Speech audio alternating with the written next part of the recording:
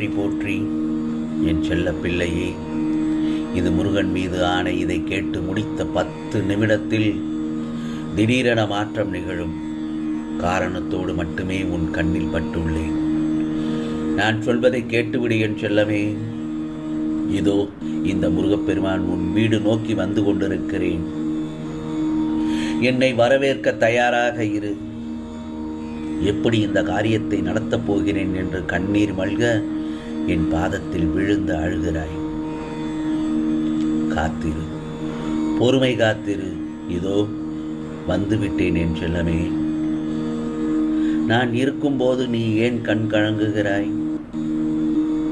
உன் காரியத்தை நல்லபடியாக முடித்து தரப்போகிறேன். உனக்கு வேண்டியதை எல்லாம் தந்து உன்னை வழி நடத்தி செல்ல நான் இருக்கும் பட்சத்தில் நீ ஏன் கவலைப்பட்டு கொண்டே இருக்கிறாய்? உன்னை